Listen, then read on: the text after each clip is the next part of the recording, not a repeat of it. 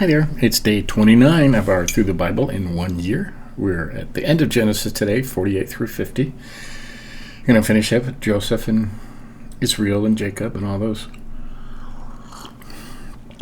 And tomorrow we'll start Exodus. Let's jump over there and we'll get into it.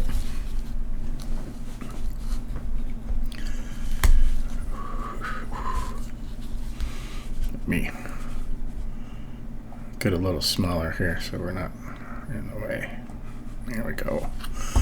Okay. Joseph blesses Ephraim and Manasseh. After this, Joseph was told, "Behold, your father is ill." So he took with him his two sons, Manasseh and Ephraim. And it was told to Jacob, "Your son Joseph has come to you." Then Israel summoned his strength and sat up in bed. And Jacob said to Joseph, "God Almighty appeared to me at Luz in the land of Canaan and blessed me and said to me, Behold, I will make you fruitful and multiply you, and I will make of you a company of peoples, and will give this land to your offspring after you for an everlasting possession. Now your two sons, who were born to you in the land of Egypt before I came to you in Egypt, are mine. Ephraim and Manasseh shall be mine, as Reuben and Simeon are.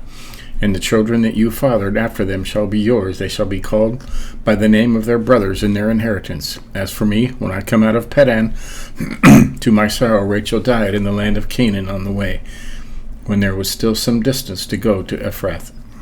And I buried her there on the way to Ephrath, that is Bethlehem." When Israel saw Joseph's son, he said, "Who are these?" Joseph said to his father, "These are my sons, whom God has given me here." And he said, "Bring them to me, please, that I may bless them." Now the eyes of Israel were dim with age, so that he could not see. So Joseph brought them near to him, and he kissed them and embraced them. And Israel said to Joseph, "I never expected to see your face, and behold, God has let me see your offspring also." Then Joseph removed them from his knees, and he bowed himself with his face to the earth. And Joseph took them both, Ephraim in his right hand towards Israel's left hand, and Manasseh in his left hand towards Israel's right hand, and brought them near him. And Israel stretched out his right hand and laid it on the head of Ephraim, who was the younger, and his left hand on the hand of Manasseh, crossing his hands, for Manasseh was the firstborn. And he blessed Joseph and said, The God before whom my fathers Abraham and Isaac walked, the God who has been my shepherd all my life long to this day, the angel who has redeemed me from all evil, bless the boys, and in them let my name be carried on, and let the name of my fathers Abraham and Isaac, and let them grow into a multitude in the midst of the earth." When Joseph saw that his father laid his right hand on the head of Ephraim, it displeased him. And he took his father's hand to move it from Ephraim, Manasseh said, and Joseph said to his father, "Not this way, my father, since this one is the firstborn, you put your right hand on his head." But his father refused and said, "I know, my son, I know. He also shall become a people, and he shall be a great. Nevertheless, his younger brother shall be greater than he, and his offspring shall become a multitude of nations." So he blessed them that day, saying, "By you Israel will pronounce blessing, saying, God make you as Ephraim and as Manasseh." Thus he put Ephraim before Manasseh. Then Israel said to Joseph, "Behold, I am about to die, but God will be with you, and will bring you again to the land of your fathers. Moreover, I have given to you, rather than to your brothers, one mountain slope, that I took from the land of the Amorites with my sword and with my bow." Yeah. Jacob blesses his sons. Then Jacob called his sons and said, "Gather yourselves together, that I may tell you what shall happen to you in the days to come." Okay, you ready? This is a long one. Look at that. Wow. Where are we? Okay. "Assemble and listen, O sons of Jacob. Listen to Israel, your father. Reuben, you are my firstborn, my might, and the firstfruits of my strength, preeminent in dignity and preeminent in power. Unstable as water, you shall not have the preeminence, because you went up to your father's bed. Then you defiled it. He went up to my couch. Simeon and Levi are brothers. Weapons of violence are their swords. Let my soul come not into their counsel. O my glory, be not joined to their company, for in their anger they killed men, and in their willfulness they hamstrung oxen." Wow, that's terrible. "Cursed be their anger, for it is fierce, and their wrath, for it is cruel. I will divide them in Jacob and scatter them in Israel. Judah, your brother shall praise you, and your hand shall be on the neck of your enemies. Your father's son shall bow down before you. Judah is a lion's cub. From the prey, my son, you have gone up. He stooped down, he crouched as a lion, and as a lioness, who dares rouse him? The scepter shall not depart from Judah, nor the ruler's staff from between his feet, until tribute comes to him. Tribute comes to him.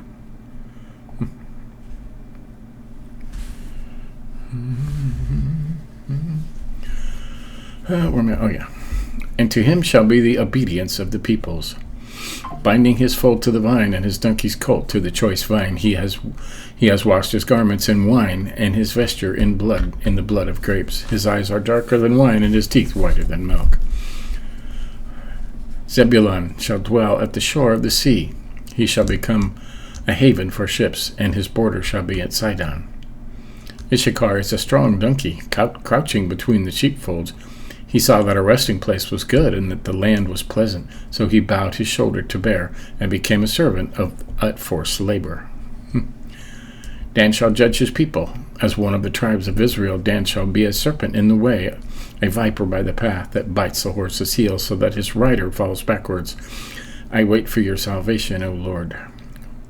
Raider shall raid Gad, but he shall raid at their heels. Asher's foot shall be rich, and he shall yield royal delicacies.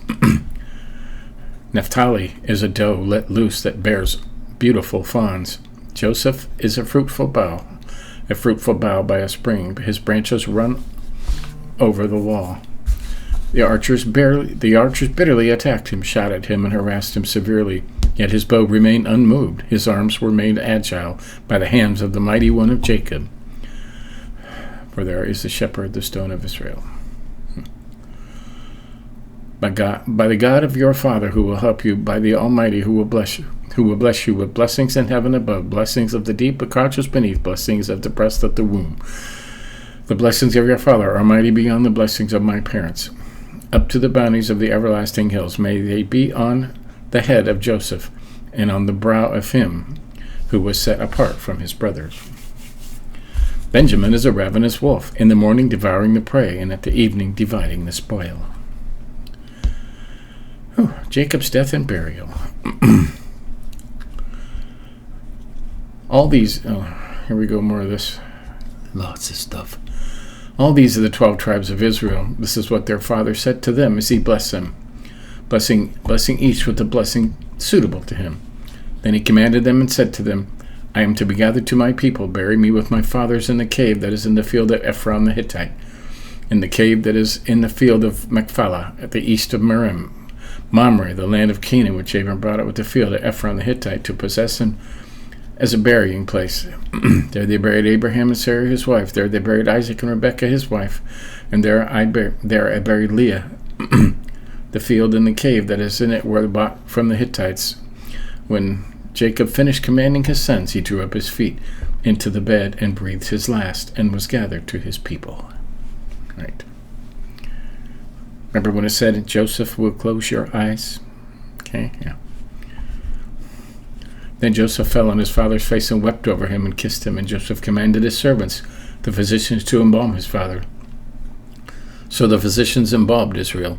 40 days were required for it, for that is how many are required for embalming.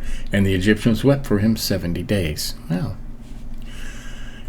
And when the days of weeping for him were past, Joseph spoke to the household of Pharaoh, saying, If now I have found favor in your eyes, please speak in the ears of Pharaoh, saying, My father made me swear, saying, I am about to die, in my tomb that I hewn out for myself in the land of Canaan, there you shall bury me. Now therefore go and let me please go up and bury my father, then I will return. Pharaoh answered, Go up and bury your father, as he made you swear. So Joseph went up to bury his father. With him went up all the servants of Pharaoh, the elders of his household, and the elders of the land of Egypt, as well as all the household of Joseph, his brothers, and his father's household. Only their children, their flocks, and their herds were left in the land of Goshen. And there went up with him both chariots and horsemen. It was a very great company. When they came to the threshing floor of Atad, which is beyond the Jordan, they lamented there with a very great and grievous lamentation, and he made a mourning for his father 7 days. When the inhabitants of the land, the Canaanites, saw the mourning and the threshing floor of Atad, they said, "This is a grievous mourning by the Egyptians." Therefore the place was named Abel Mizraim. It is beyond the Jordan. Thus his sons did for him as he had commanded him, for his sons carried him to the land of Canaan, and buried him in the cave of the field of Machpelah, to the east of Mamre, which Abraham bought with the field from Ephraim the Hittite to possess as a burying place. They say that a lot, don't they? As he buried his father, Joseph returned to Egypt with his brothers and all who had gone up with him to bury his father. God's good purposes. When Joseph's brothers saw that their father was dead, they said, It may be that Joseph will hate us and pay us back for all the evil that we did to him. So they sent a message to Joseph, saying, Your father gave us this command before he died. Say to Joseph, Please forgive the transgression of your brothers of their sin, because they did evil to you. And now please forgive the transgression of the servants of the God your father. Joseph wept when they spoke to him. His brothers also came and fell down before him and said, Behold, we are your servants. But Joseph said to them, Do not fear, for am I in the place of God? As for you, you meant evil against me, but God meant it for good, to bring it about that many people should be kept alive as they are today. So do not fear, I will provide for you and your little ones. Then he comforted them and spoke kindly to them. The death of Joseph. So Joseph remained in Egypt, he and his father's house. Joseph lived 110 years, and Joseph saw Ephraim's children of the third generation. The children also of Machir, the son of Massa, were counted as Joseph's own. And Joseph said to his brothers, I am about to die, but God will visit you and bring you up out of this land, to the land that he swore to Abraham, Isaac, and to Jacob. Then Joseph made the sons of Israel swear, saying, God will surely visit you, and you shall carry up my bones from here. So Joseph died, being 110 years old. They embalmed him, and he was put in a coffin in Egypt.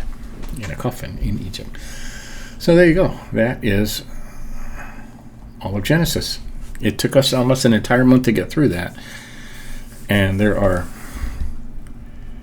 66 books in the Bible, and there's 11 months left. So we're going to have to cover about 5 entire books per month instead of this one book per month kind of thing. It took us a whole month to get through Genesis. So, well, Job was in there too. So there's actually 2 books with Genesis and Job. I forgot Job was right in the middle of them for some reason. But, yeah, so that's end of Genesis. We'll start Exodus tomorrow. So there you go. Catch up on any you might have missed, so you can say that you've been through the entire Bible in 1 year. Okay? See you next time.